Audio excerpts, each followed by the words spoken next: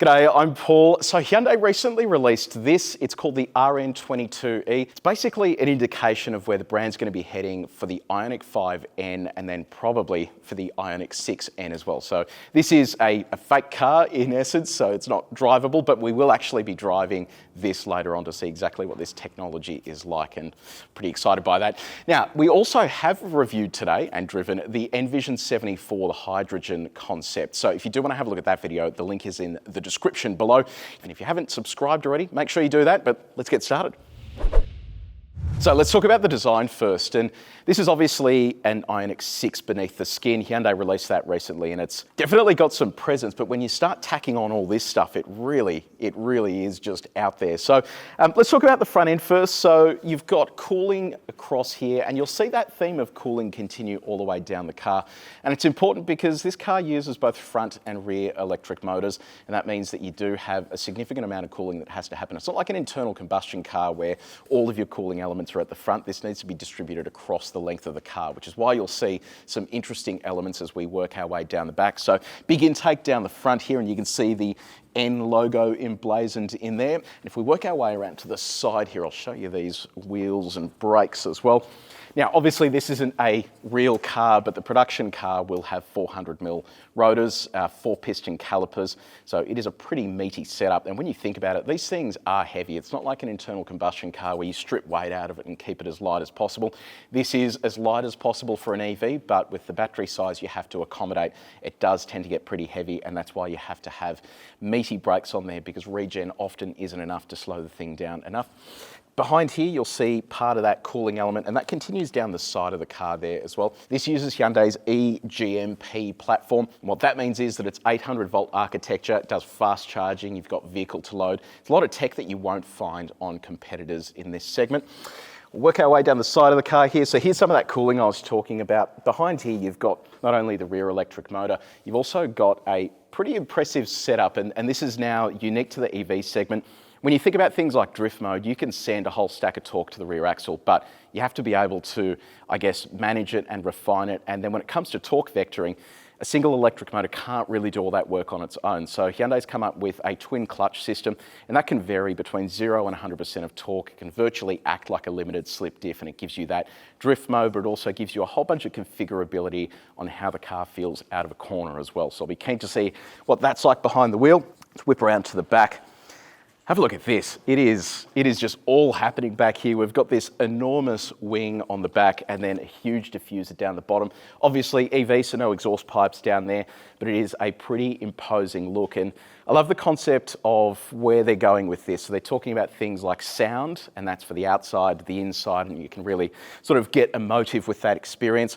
They're also working on shift characteristics. Now, electric motors, they're typically just, electric motors, they don't really do much else. But to create a simulation of what it's like driving a car with a dual clutch gearbox, Hyundai's come up with some tech that allows it to feel like it's shifting gears. So it's weird, but it's kind of just bridging the gap between performance internal combustion and then EV as well. So let's hit the road and see what this actually feels like behind the wheel.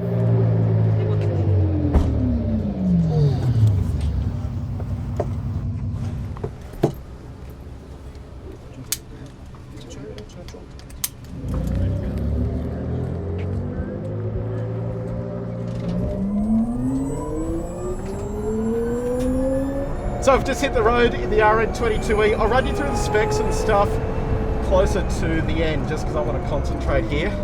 We're just in the normal driving mode at the moment, and I've got to tell you, this thing is absolute rocket ship. So it has two electric motors, one on the front axle, one on the rear axle. The rear axle uses what is effectively a limited slip diff for electric cars, and even in just this normal drive mode, it is really playful.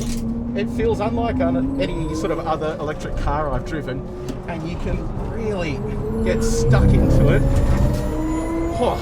Just pins you back in the seat. It is bloody impressive. And then it has a mode that will allow us to pull the paddle shifters, and yes, paddle shifters, I know it's a weird thing to have. It's literally simulating driving an automatic car with a dual clutch. So it needs me to actually do the upshifts and take care of all that stuff. It is a really weird experience. It is so interesting.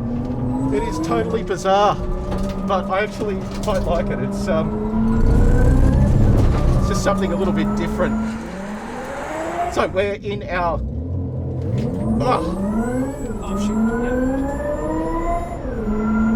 Oh, that is awesome.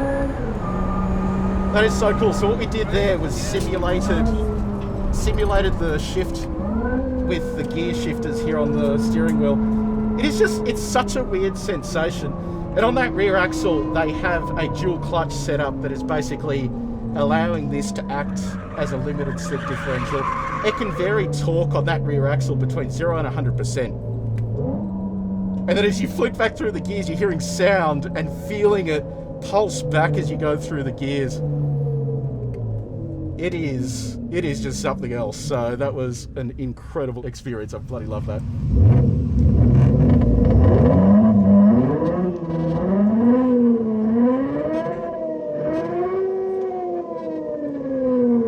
Okay, so I want to recap that driving experience because I was trying to concentrate out there, but that has blown me away. It is so fast. And then through corners, it is so playful as well. And that's what I love about it. It doesn't feel like any other EV on the road. And they've tried to engineer what you get out of the internal combustion engine cars, which is that lift-off oversteer, the playfulness that you just don't get in some other cars in this segment. So let me run you through all the features quickly. So 2 electric motors, one on the front axle, one on the rear. Front axle, 160 kilowatts, 270 kilowatts on the rear axle. So it's a combined 430 kilowatts and 740 Newton meters of torque. So nice, healthy numbers. It's not crazy, but for a car this size, it's kind of where it needs to be. The important thing to note as well is that the components within this are going to be different to the Kia EV6 GT. So they will be very different cars beneath the skin despite sharing the same platform. 77.4 kilowatt hour battery, has 800 volt architecture on the eGMP platform. So that means AC charging, DC charging at full speed and vehicle to load as well. 250 kilometer an hour plus top speed. Now the way they've achieved that is by basically winding up the wick on the electric motors. That means 260 k's an hour is your theoretical top speed, which is pretty impressive for a single speed setup, unlike the dual speed setup in the Porsche Taycan. You got that N sound as well. So clip I showed you before of the exhaust revving. So I hope you enjoyed that quick look at this absolute beast of a car. It gives us a great indication of where the brand's heading and what the Ioniq 5N will look like when it is finally launched. If you did enjoy this video, please make sure you like it and you share it with your mates. And if you haven't done so already, subscribe to our channel and press the bell icon. And a reminder, we have a video of the Envision 74 as well. So scroll down to the link in the description to see that. But until next time, take it easy.